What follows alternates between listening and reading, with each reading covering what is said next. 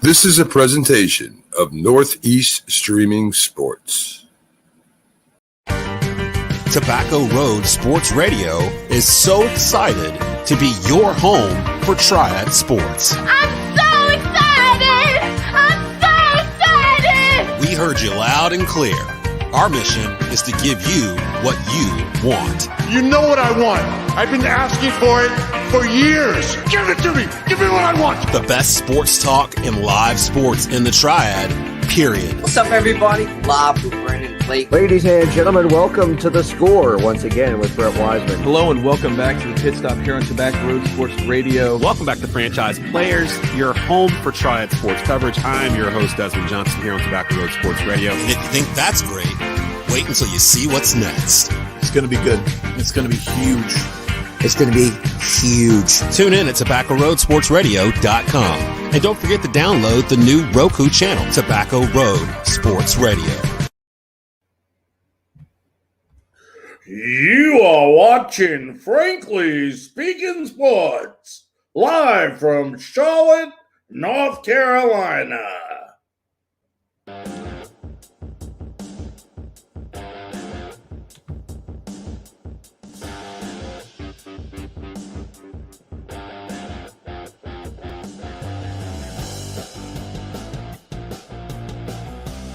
Good evening, ladies and gentlemen, and welcome to another episode of Frankly Speaking Sports.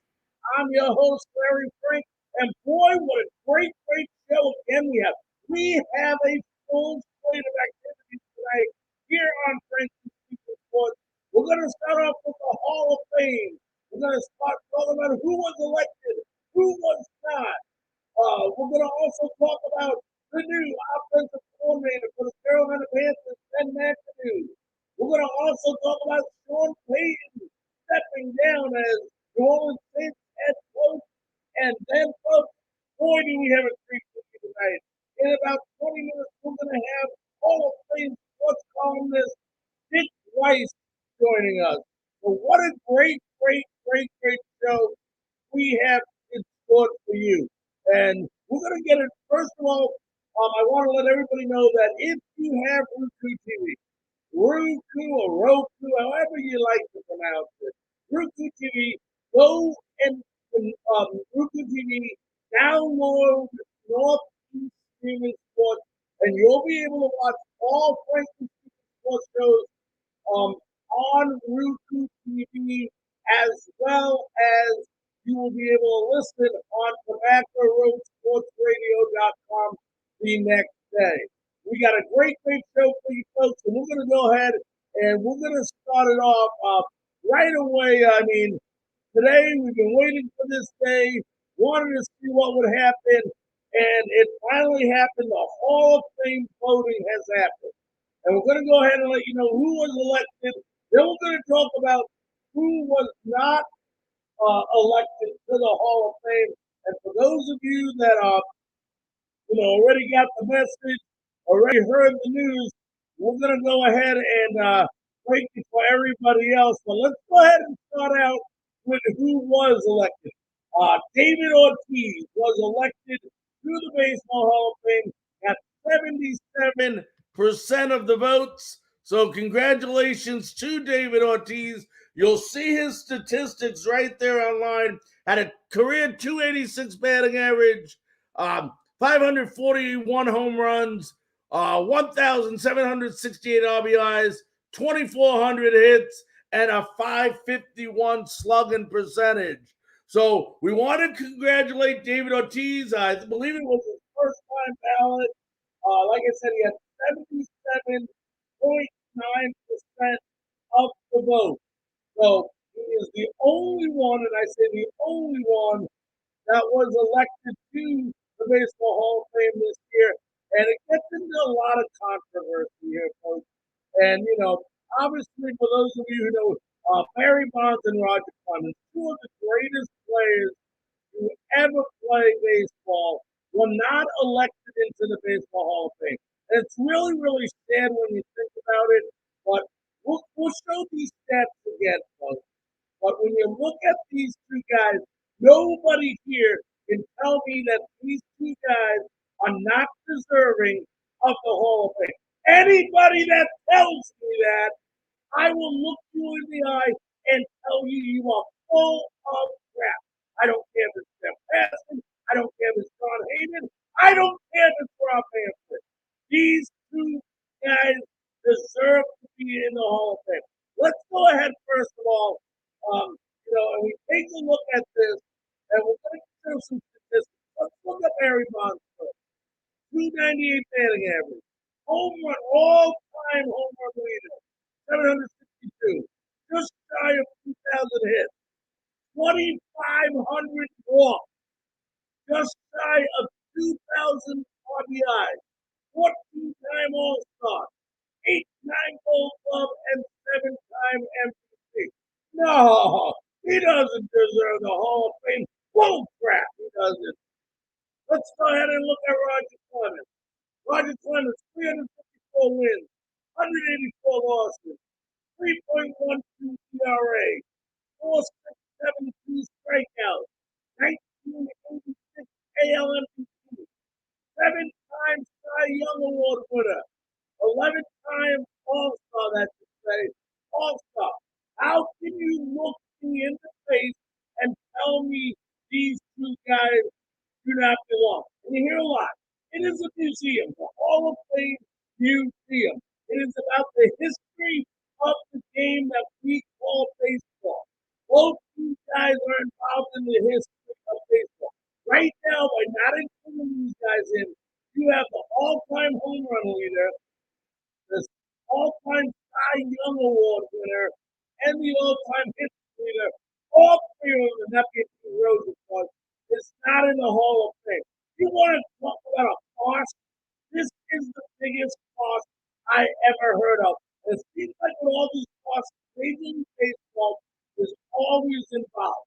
Nobody can tell me. And I'm going to explain why these two guys deserve to be in the Hall of Fame. But before we do that, previous November 8th, right here on Franklin's Sports, we had the honor and the privilege to have Josh Rodwich, Baseball Hall of Fame president, join us live. And I asked him, what is the requirement for a Major League Baseball player to go ahead and be elected into the Hall of Fame? Let's go ahead and see what Josh had to say. About a minute and a half long.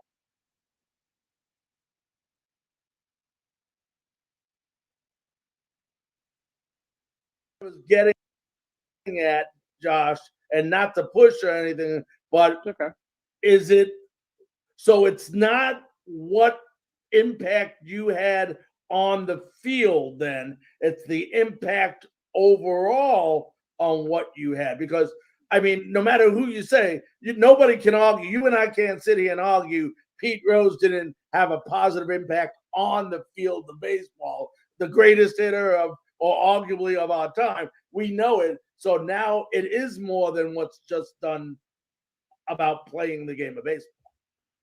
Correct. And unfortunately, I wish I had in front of me the exact verbiage, but when you go to our website, you can see it. It clearly, to be considered to get into the Hall of Fame, what you have to have done on the field has to be really among the top 1% who have ever done it.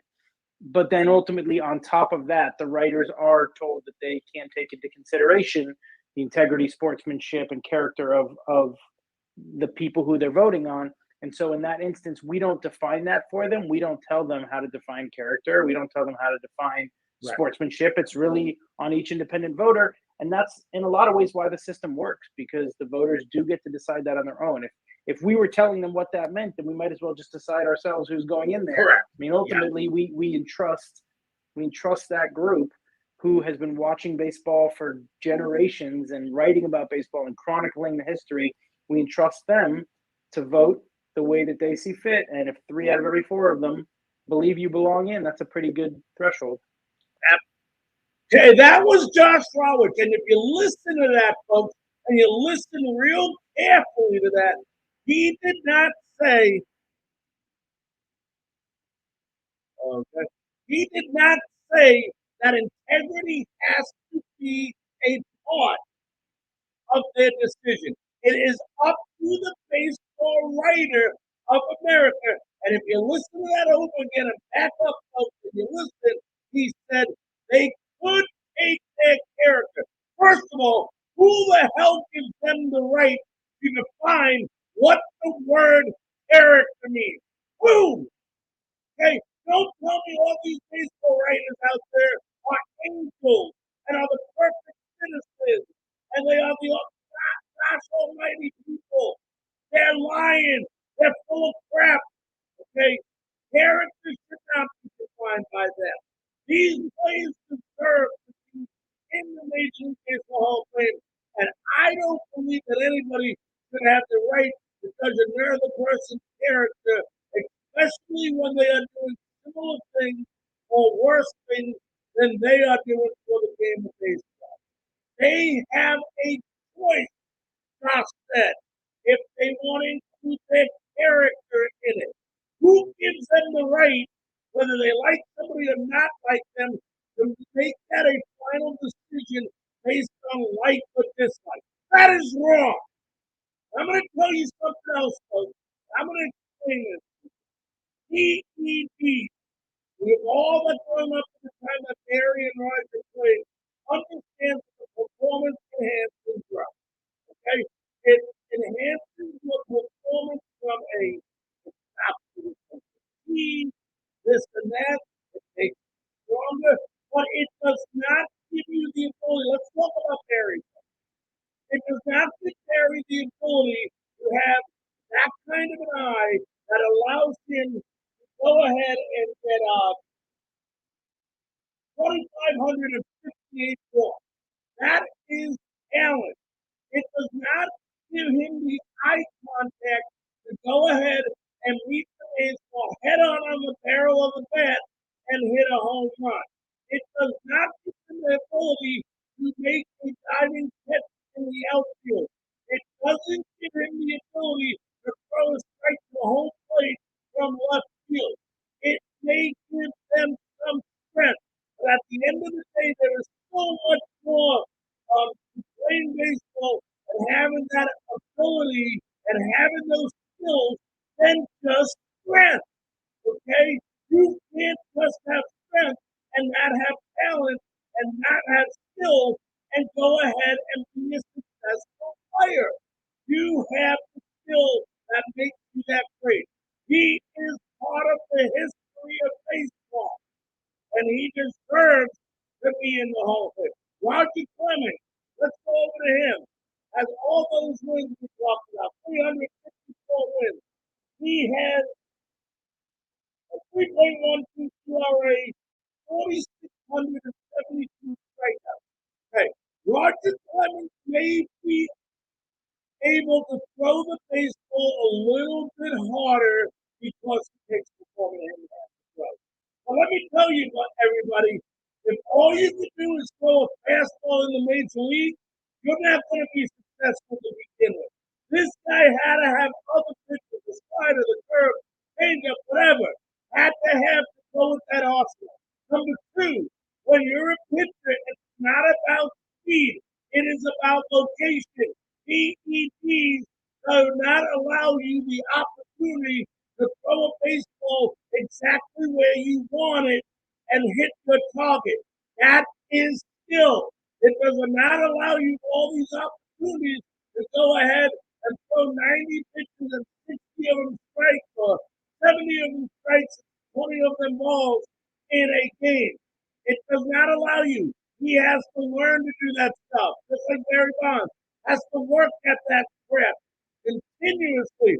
If these writers who surprised me, first of all, a bunch of people that could never play the game when they were growing up, so they decided the only way to get into baseball was to go ahead and be a writer. And they think because they're a writer, they know everything about baseball. They're not on that field.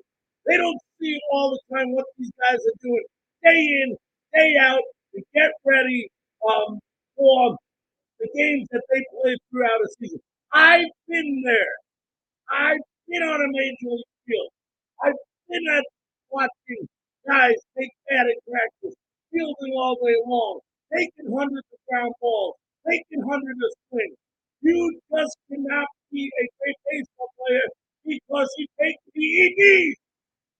And at the end of the day, Major League Baseball has this wrong. A bunch of people that don't play the game are deciding on people that play the game who are the best. Okay? You ask any baseball player that has played with Roger Clemens or Barry Bonds, I will guarantee you over 75% of them say they deserve to be in the Hall of Fame. How can't these guys be in the Hall of Fame? It is history. I still think he knows to be in the Hall of Fame. You know, Major League Baseball made money off these guys. They made money off these guys because of the great talent they had. Both Barry Bonds and Robert Clemens were first talent Hall of Famers before they even thought of taking it. But Major League Baseball don't look back at that. The writers don't look back at that. You know why the writers don't? Because they got a bigger story to write if these two don't make the Hall of Fame. And that's ridiculous. Completely outrageous and completely ridiculous. I'm ashamed. I'm hurt. I'm bothered. And I am completely nauseous by this example of the baseball writer. It's completely wrong, and it should not be tolerated. These two guys, two of the best at their position that ever played the game, not in the Hall of Fame. Ladies and gentlemen, we'll be back right after.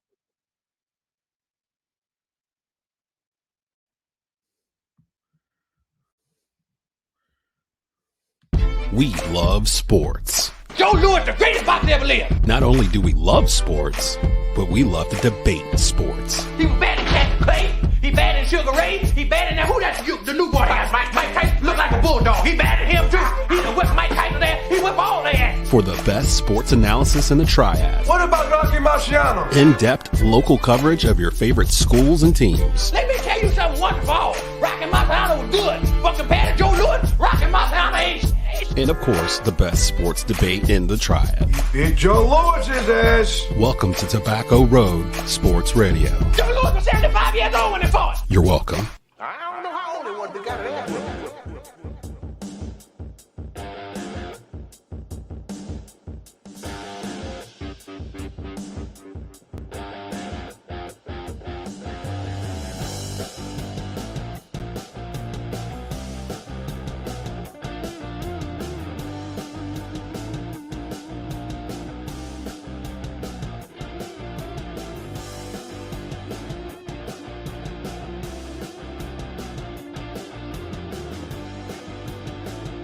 Welcome back to Frankly Speaking Sports. I'm your host, Larry Frank, and what a great show we've had so far. We talked about the Hall of Fame and the election tonight, David Ortiz being the only one to get in, Roger Clemens and Barry Bonds not getting in.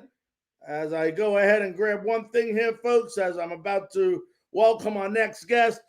Ladies and gentlemen, it's my great honor, thrill, and pleasure. You know, we have lots and lots of guests here on Frankly Speaking Sports, and, you know, we're not going to upset again tonight. Believe me, we never upset, and we're not going to start. And tonight, boy, what a guest we have. We have a sports writer and columnist who has covered college football and college and professional basketball for the Philadelphia Daily News and the New York Daily News. He has received the Curt Gowdy Award from the Naismith Basketball Hall of Fame and is a member of the National Sportswriter Hall of Fame. Has also co-written several books with Rick Pitino, John Calipari, Dick Vitale, and also has done a tribute book to Coach K of the Duke Blue Devils. It is my great honor, thrill, and pleasure to introduce to you Dick Weiss. Dick, how you doing, buddy? Good, Larry. It's so nice to talk to you. You know, it's so great to have you on, Dick. You know, I grew up on the island. Was there to 1979, actually. Was there for 13 years. Really? And yep. And, you know, I know you were with the Daily News, and it's just a great honor to have you on. Dick, I'm going to start off with a tough one right away with you. Go ahead, pal. As you know, the Baseball Hall of Fame elected its members today. David Ortiz, I know you follow basketball and football, but my question is related to sports writers. And that's why I'd love to get a Hall of Fame sports writer's opinion on this. What do you think about, they talk about the two guys that weren't elected, Barry Bonds and Roger Clemens, because of integrity or character or so on with the PEDs. Do you think that baseball gives the writers too much say in who goes into the Baseball Hall of Fame? You know what? I actually do, and I actually think there are too many votes. I really think they ought to start limiting votes to people who have been there for more than 25 years. And they ought to try to make it to people that have a feeling for the game itself. I think there are too many people who have votes that probably just mark it up and pick their favorite people and decide who deserves to be in and who doesn't deserve to be in. I think performance level still should count for something. Look, Pete Rose is in the Hall of Fame. He has 4,000 hits. I mean, Barry Bonds, the home run king. I mean, guys like that, you can't erase their accomplishments on the field, Blair. Yeah, and I agree. This is unbelievable because not only, like you just mentioned, you have the all-time hits leader, the all-time home run leader, and let's not forget Roger Clemens, yeah, the pretty good too. Cy Young Award winner. So yep. I just wanted to. We were talking about it before you came on, and I just thought it was a good. I think it's a good topic for you guys to have, and you know what? I just think that people get it in their head that Hall of Fames have this cathedral-like ceiling built over them, and I'm not sure. These are people make mistakes, but people have to be celebrated for what they do on the field. Yeah, now I want to go back to college basketball because, like I said, I lived in the New York area through the 70s. Talk about, and I tell people all the time here, I'm now in Carolina, and they talk ACC basketball. And I told them you never seen real college basketball unless you grew up in the 70s and the early 80s watching Big East basketball. Tell me about you covering Big East basketball. You know what? I covered the first 35 games in the tournaments in the Garden. There's nothing like it. When I grew up, Eastern teams had a chance to be good, but not great. When Dave Gavitt came up with the idea of forming the Big East, he suddenly created a magnet for recruiting where the best players in the East had a place to play because the Big East was smart. They made a deal with ESPN and all of their games were on TV. So it didn't matter where you came from, everyone could watch you play. And I think the TV package, in combination with the fact there were so many Hall of Fame coaches at that period of time, really created a recruiting magnet for a lot of these kids. I mean, you could not come close to winning a game, winning the league, unless you had at least 4 pros in your team. I mean, take a look at the Georgetown teams in the early 80s. Take a look at 85, where Villanova, Georgetown, and St. John's were all in the Final Four. And guess what? You weren't all that far away from having 4 Big East teams in the Final Four because Boston College had Memphis on the ropes in the Sweet 16. They win that game. They're in the Final Four too. So it's pretty amazing. And the level of play, every possession was physical combat. You know that, Larry. I mean, it was like playing a pro game with college players, except during that period of time, you had future pros all playing in the league. I mean, I would suggest in any one year you had 20 to 25 players who had the ability to play in the NBA, playing in the league. Yeah, no doubt about that. We're talking to Dick Weiss, Hall of Fame sports columnist.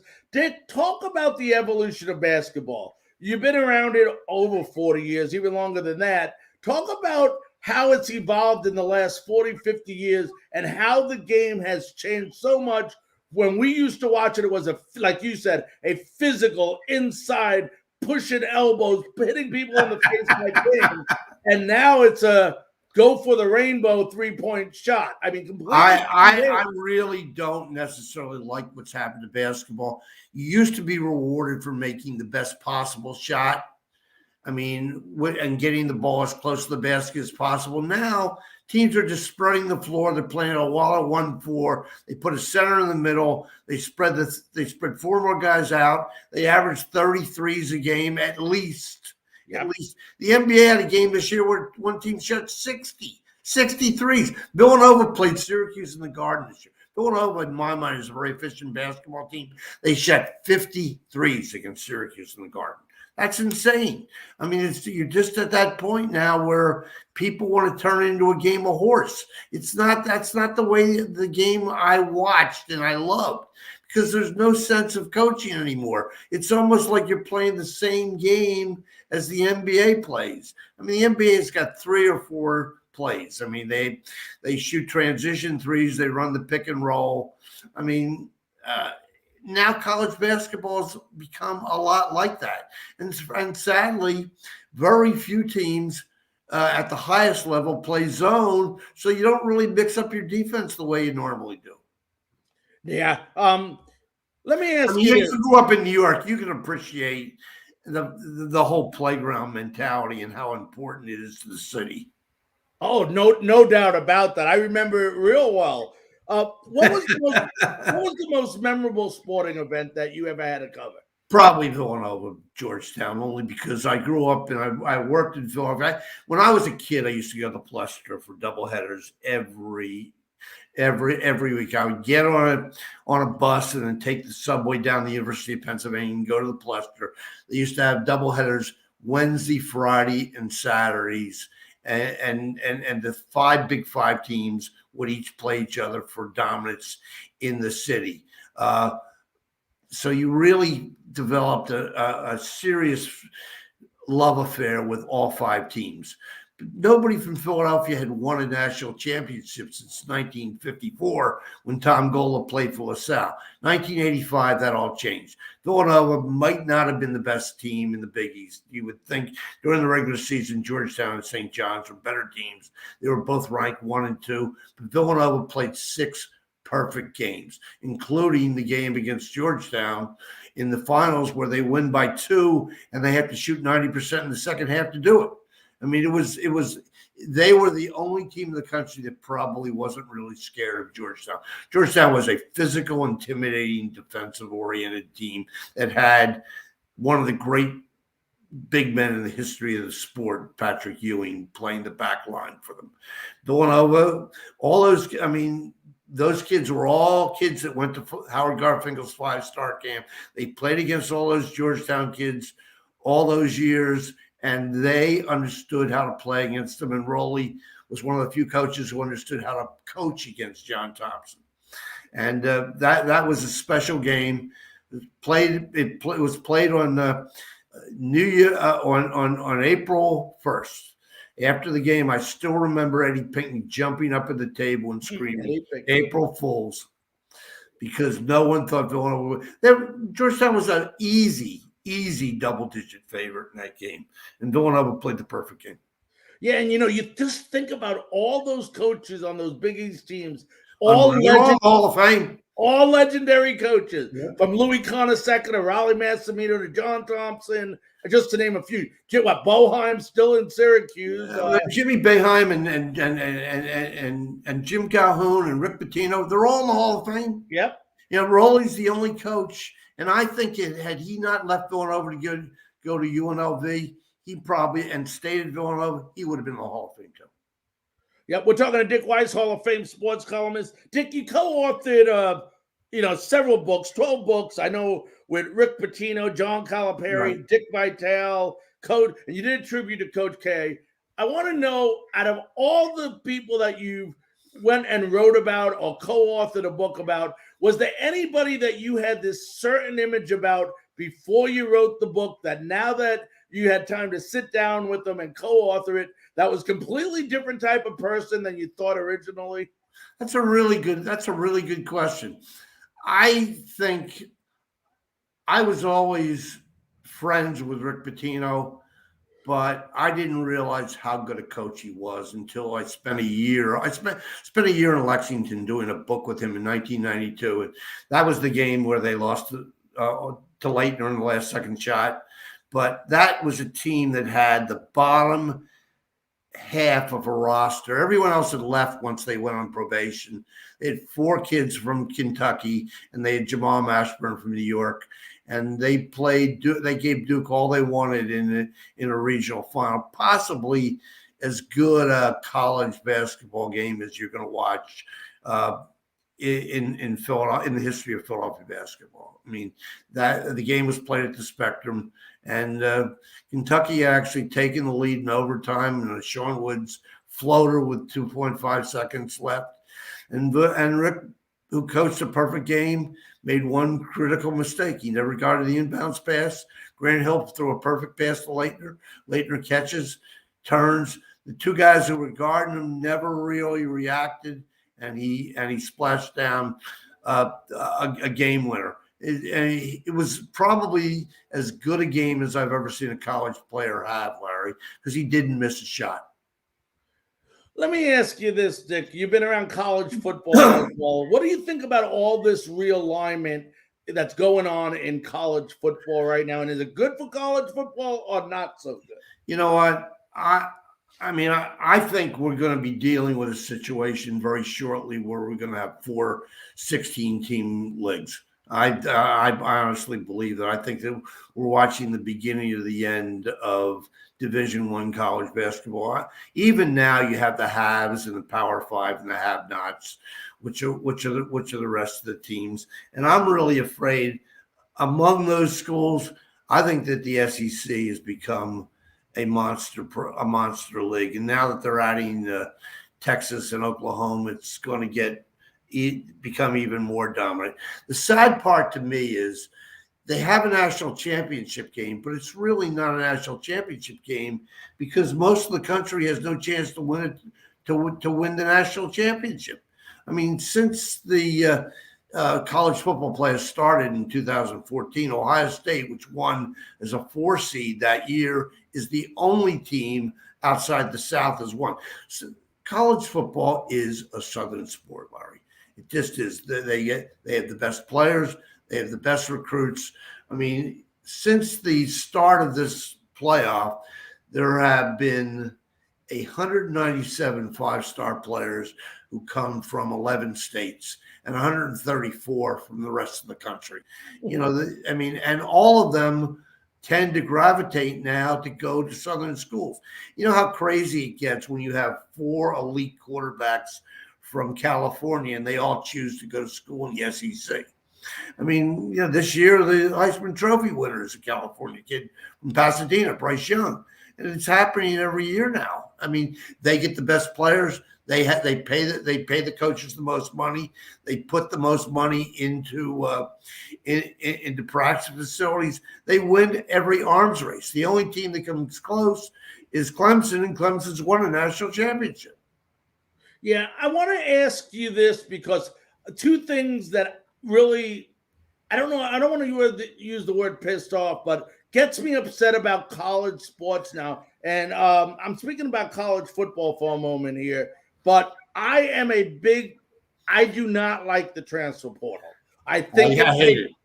Yeah, I think it takes away, first of all, from the discipline that coaches used to have, because every time these kids get upset, they're just going to say, I went somewhere else. Then I totally agree.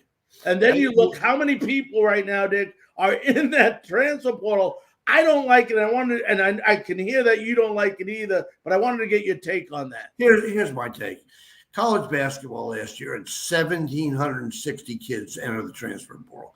600 of them never even got contacted. So basically, you have 600 kids who gave away Division I scholarships because they all thought they were better than they were, and they found out nobody wanted them. I mean, it's crazy because it's created a situation where it's what have you done for me lately? And coaches have found out they have to recruit their entire team at the end of every season now, just to make sure that they have some level of stability. If you win, you're in great shape. But I'll tell you what, how many teams are we watching out there that are filled with completely new rosters on a regular basis? And if you finish toward the bottom, you don't recruit program kids. You're not recruiting freshmen who are going to stay 4 years. You're recruiting transfers because you think, oh, these kids have some experience, they have some ability, and they have a much better chance to do well immediately than taking a freshman and actually developing them into players that the school can identify with. I mean, how many kids are there for 1 year and then leave? And we live with that with the one and done already. Now we're seeing it at the tail end with kids who are leaving after their senior year and going for a fifth year somewhere else. It's happening everywhere. Yeah, Dick, do you think that college athletics, originally you go to college, you play sports, you stay there 4 years, you get a great education. It teaches you about teamwork and how to work together and how to be successful and grow up to be a man or a woman. Do you think now that college athletics has become so big of a business that it has lost its regular original purpose? Yes, I do. I think we're on the verge of having a semi-pro league. I think that it's become much more of a capitalistic enterprise with the name, image, and likeness deals that kids are making, and kids at the bigger programs now can all expect to make a pretty good piece of change if they play for a school. So you're no longer playing for the front of the jersey. You're now playing for the individual name of the back. Yeah, which is definitely against everything we were taught growing up. Yeah, at least that's what we were taught. Did you go to school in the New York market, or where'd you go? Yeah, and in Long Island. Okay. In Suffolk County. Yep. Yeah, so you had an appreciation for high school sports and what it meant to be a great player where you were. Yep. Now, I said there was two things that disturbed me. And the other one, which I will never understand, and this completely takes me away, because everything you work for, all your goals, all your objective to play the game is deleted by two things. And the first one is kids sitting out of these bowl games. I can't understand when you have a common goal and a common purpose, and then you get to where you need to be and you don't play. I understand part of the reasoning, Dick. They got a lot of money on the line, but at the end of the day, you originally came here to go ahead and win a championship. That's your goal at the beginning of the season. What's going to happen the first time you get a team in the Final Four and the quarterback decides he's only going to play if you give him an appearance fee, or he's not going to play, period? I mean, things could really go off the rails quickly if you let that happen. I think that what started out as a trickle has now become commonplace in almost every school, because I think these kids are heavily affected by in their decision making by the relationship with agents. And I think a lot of agents are saying, you get hurt, it could affect your pro career. But you know what? You can get hurt in any game. You think the last game is the only game you can get hurt in? Absolutely. And the worst part about it, and I felt bad, quarterback from Ole Miss, Matt Corral, who is a really good player. Yep. And I'm hoping it's going to be okay, gets hurt, and people are just going to use that as ammunition and say, see, you should have never played. Yeah, they talk about the one person getting hurt, but not the other hundreds that aren't getting hurt. Exactly. Yeah, but that's how we are. Look, we want it both ways. I mean, my whole deal is, I almost think that there ought to be part of the scholarship ought to be that you have to play with your team until your eligibility is done. If you choose not to do it, you don't have to take the scholarship either. But you are making a deal with a school. If you don't want to play college sports, that's fine. Make your choice. Go somewhere else. See if you can market yourself as easily as you can if you're not on ESPN every week. Yeah, and that was a two-part question. The first part was what I just asked you. The second, we talk about the players not playing. What do you think, like in the, what else gets me is coaches leaving before the season is over to take another position like Brian Kelly. Here's a team, Notre Dame, that at the time he left it, still had a chance to make a appearance in the college football playoffs. And I would never hear of that growing up. That's why I give Luke Fickell a lot of credit, okay? Because he obviously was highly sought after Cincinnati wins 13 straight games. I guarantee if the Notre Dame job was, if they had been able to wait and weren't caught up with the early signing period, he's a guy they might have looked at, but he was never going to leave his team until the season was over. Brian Kelly, on the other hand, $100 million does a lot of talking, but you know what? I think he could. I think that job would have been there for him one way or the other. I hope it works out for him. I'll say this: they don't have a lot of patience at LSU, as Ed Orgeron found out. It was only a couple of years ago he won a national championship. Where is he now? Yep. You better win immediately at these schools. That's the only because Nick Saban has set the standard for a lot of these teams, and now Kirby Smart is kind of equaling it.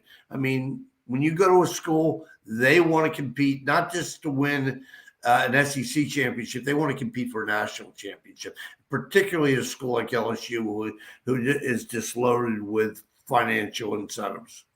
And you brought up a terrific point. We're talking about coaches, and not only the amazing, outrageous salaries that they're making at the college level now, but a lot of these schools, like you said, they want to win, and they want to win now, and they're taking millions of dollars and buying out these coaches to get rid of them and replace them with somebody else. Well, my theory is if you're going to do that, you better have three names in your pocket, because the next coach better be better than the coach you just got rid of or the coach to the left. I mean, there are an awful lot of coaches who lose jobs before the end of the season now. Let's see what you do to replace them. You better have somebody who wants a job. There are always going to be 5 to 10 jobs out there that are going to be high profile and everybody's going to want. But not every job is an automatic winner. I mean, look, Southern Cal made a decision to do it. I mean, LSU made a decision to do it. They had no problem taking Brian Kelly and Lincoln Riley out of Oklahoma and Notre Dame. I mean, and I've never heard of situations where coaches are walking into $100 million contracts, but this is what's happening right now. Yeah. Let me ask you this. You mentioned about Cincinnati and Lou Fickell. Was it good for college football to see a non-Power 5 school get into the playoffs? Well, I think it was good from this standpoint. I think there had always been a glass ceiling for those teams. I think the Central Florida team a couple of years ago was actually better than this Cincinnati team, the team that beat Auburn in the Peach Bowl and then finished unbeaten. I think that they could have competed with almost anybody in the country that year, and they never got above 12th in the rankings. I honestly believe that most of the people in this committee do not want a non-Power 5 team to get in because it means splitting the profits. And I think that there's an awful lot of people that want to create their own cartel among the Power 5 conferences. And I think had Oklahoma State won the Big 12 championship, who knows if Cincinnati would have gotten in. They might have had Oklahoma State leapfrog them into the 4th spot at the end of the year. I mean, I'm not sure that's good. Look, did Cincinnati lose the game? Yeah, they lost. But you know what? Alabama would have beaten a lot of teams that way. Yes. Dick, what is your correct number, in your opinion, for teams to be in a college football playoff? I think until other parts of the country show they can compete for a national championship, I'm not sure you want like any more than 8 at most. This way, and I think that they ought to do it this way. They ought to pick the 5 champions of the Power 5 conferences. They ought to pick the best team from the group of 5 conferences, and then they ought to pick 2 at-large teams. That way you eliminate a lot of the subjective judgment, and it allows everyone to have representation, and you can have a true national championship playoff. because right now, I mean, the Pac-12 has not been in the playoffs for 5 years. And I think that's happening everywhere, Lara. Yep. All right, we are talking to Dick Weiss, Hall of Fame sports columnist. Dick, couple more questions. I'll let you run. It's going to be around college basketball. First of all, my good childhood friend, after I moved from New York, I moved to Massachusetts, is the head coach of Auburn University, being Bruce Pearl. What do you think about this Auburn team? I couldn't believe it was the first time in the history of that university that they were number one. That just surprised me. But what do you think of this team? And are they the team? I know they're number one, but do you think they're the team to beat? I don't know if they're the team to beat, but I'll say this. Bruce and I have been friends ever since he was at Boston College, ever since he was at Iowa as an assistant. So we've known each other for a long, long while. I spent some time with him down at the Battle for Atlantis in the Bahamas. He took his team down there. And frankly, it's the only game that they lost all year. They lost to Connecticut in overtime down there. He has a terrific team. He's a really good coach. People don't know this. He's won everywhere he's been. I mean, he won at Southern Indiana. He won at Milwaukee, Wisconsin, Milwaukee. He won at Tennessee, and now he's winning at Auburn, which is a football school. I mean, his level of enthusiasm and his ability to get people who want to play for him, and frankly, his ability to give people the confidence, like Walker Kessler, to play at a much higher level is pretty amazing. I think he's done a great job with his team. If you take a look at the personnel that he has on his team, the kid Jabari Smith is probably a top 5 lottery pick, okay? But now they have the kid Alan Flanagan back, and they've got pretty good personnel. I think if you can be the best team in the SEC in any given year, you always have a chance to get to a Final Four. Look, just remember one thing: he took Auburn to the Final Four in 2019. Yep. I mean, so this isn't like the first time it's happened, and he beat Kentucky in an Elite Eight to get there. The guy's a really good coach, and he seems to be in John Calipari's head. He had success with him when John was at Memphis. He was at Tennessee. He's had success with him now that he's at Auburn and John is Kentucky. And Bruce is going to be he's got a dangerous team, and they're going to be dangerous to the playoff. I'm glad that they're allowed to play. They had some issues with their assistant coach and federal investigations a couple of years back, but that coach is no longer in the program.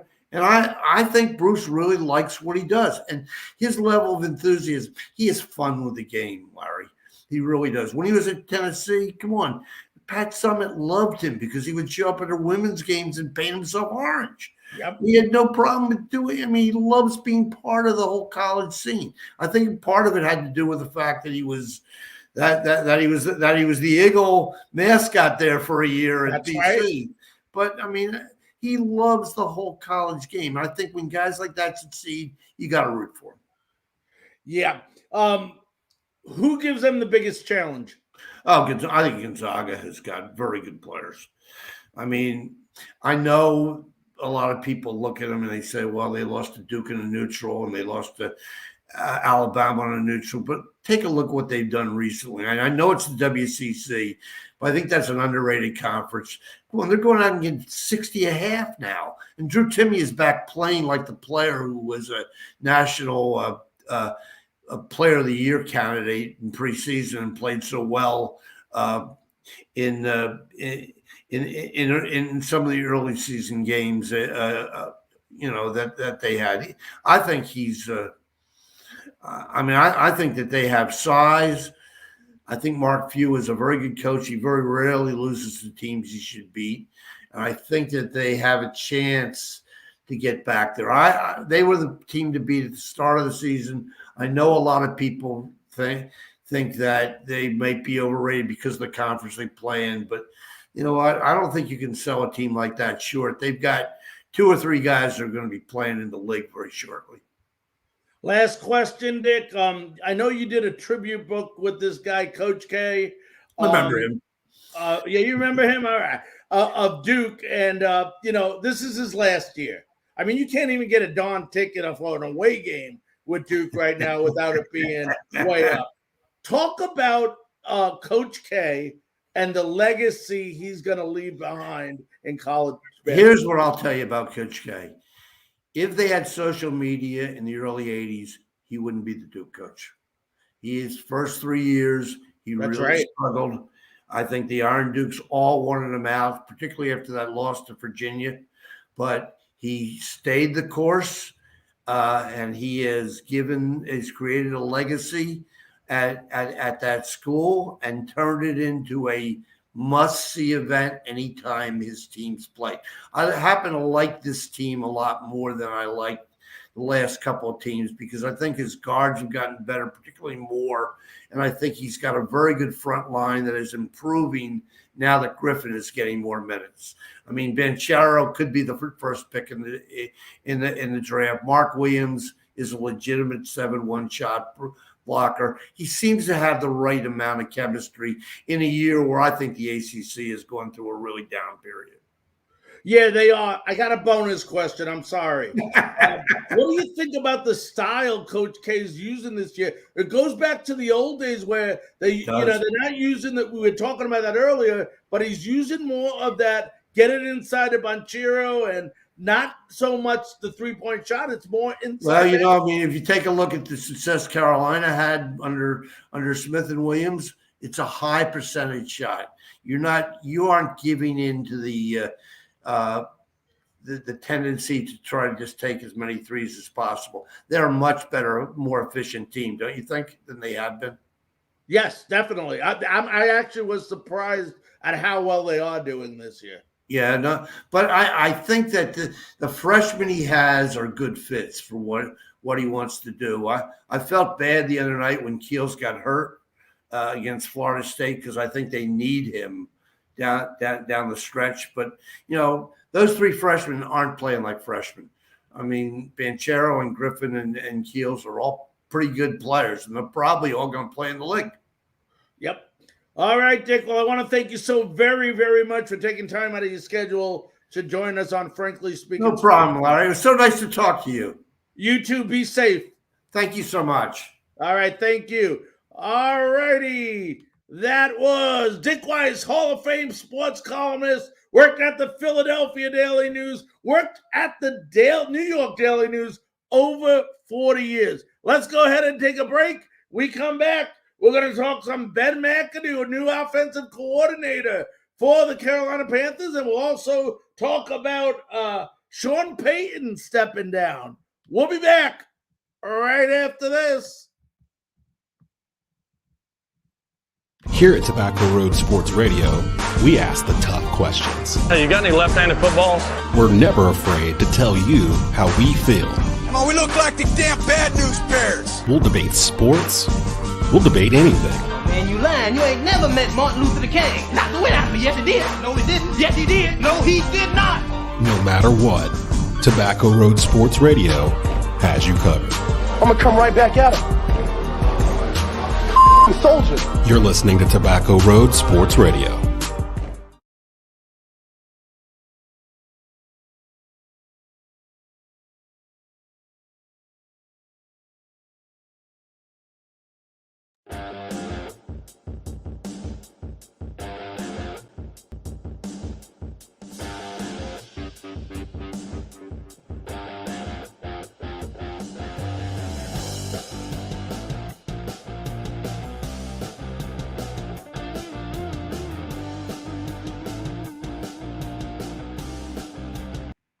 Ladies and gentlemen, welcome back to Frankly Speaking Sports. I'm your host, Larry Frank, and we didn't get to this before, but first of all, let's thank Dick Weiss. What a great interview. And you got to hear it from a guy who's seen the game of football and baseball back in the 60s, 70s, 80s, and seen the evolution of sports. And it was just an incredible interview. And from the bottom of my heart, I want to thank Dick Weiss so very, very much. Hall of Fame columnist. And now you see why, folks. Great guy.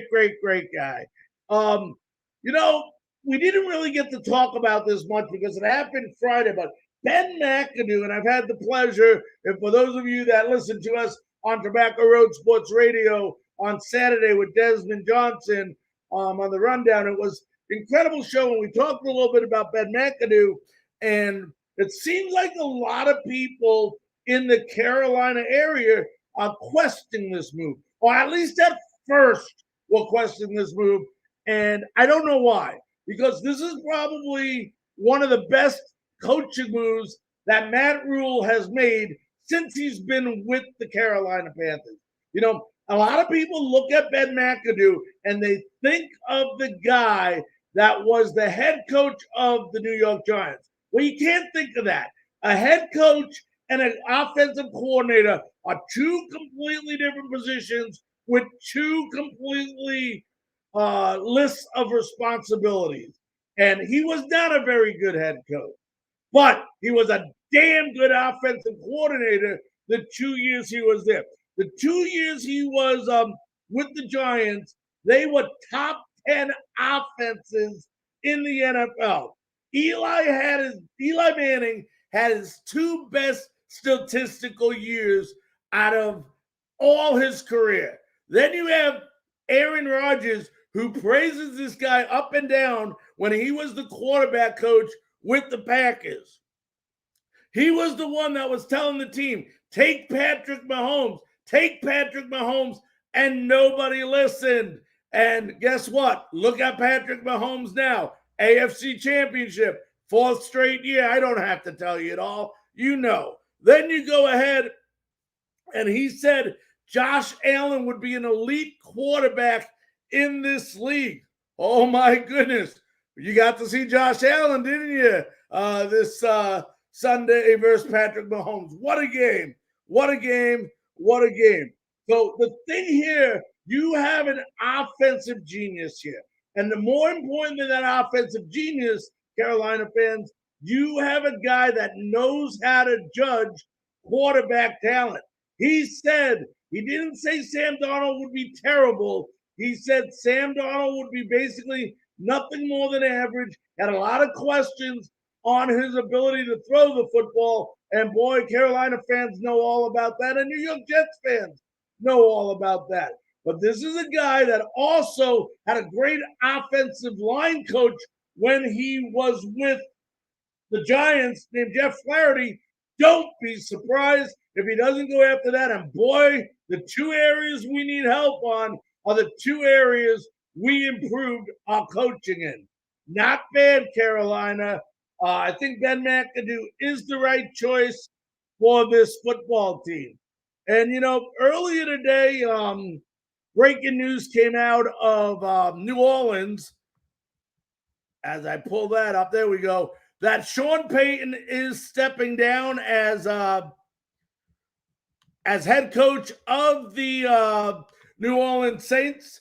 15 years? Well, really 16 years. He was suspended, if you remember, for that 1 year. So 16 successful seasons with the New Orleans Saints. 58 years old, has 3 years remaining on his contract, which means that if any team wants to pick him up, they're going to have to give compensation for him. It's almost like the John Gruden deal with the Raiders and that trade. They traded John Gruden to the Tampa Bay Bucks. He's obviously the winningest coach in Saints history. 152 wins, 89 losses.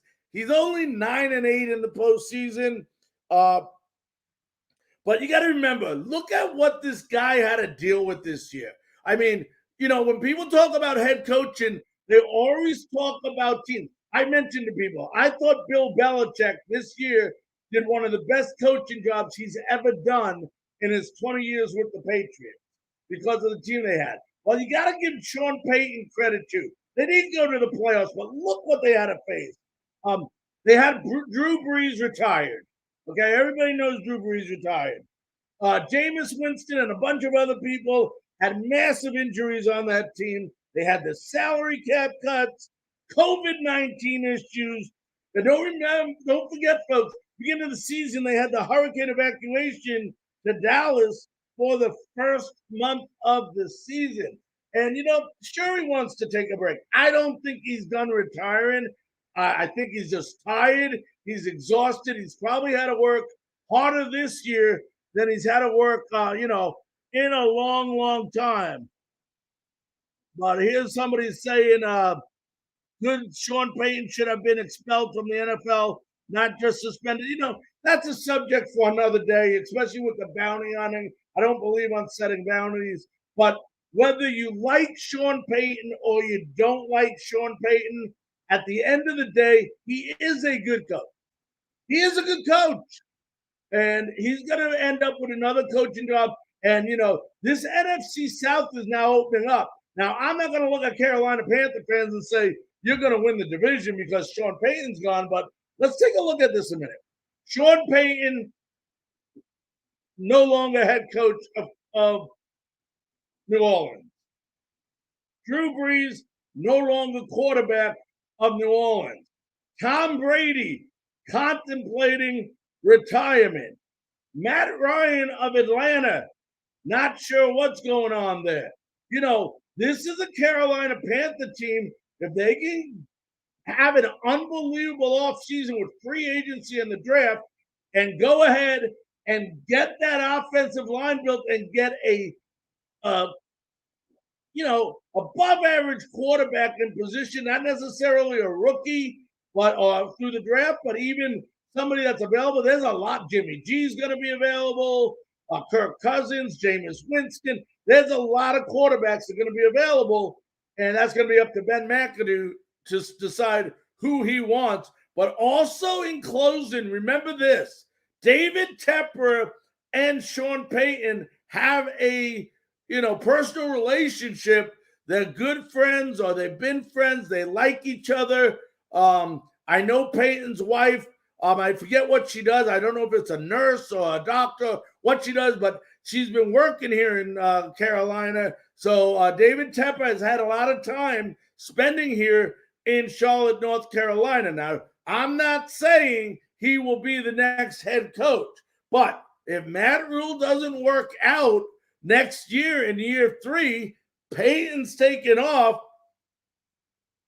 You never know with that relationship. There could be interest in the Carolina Panthers job. I want to thank everybody so very, very much for joining us tonight on Frankly Speaking Sports. What a great show we had. What a terrific, terrific show. Once again, I want to thank Dick Weiss so very, very much for joining us on Frankly Speaking Sports. And until tomorrow night, folks, 9 p.m. That's right, 9 p.m. Eastern Time. Same channels, Roku on Northeast Streaming Sports and all over Tobacco Road. If you want to re-listen to this great, great show about the Hall of Fame and everything else with Dick Weiss and the interview, tomorrow, 11 a.m., Tobacco Road, sportsradio.com will be airing this show in its entirety.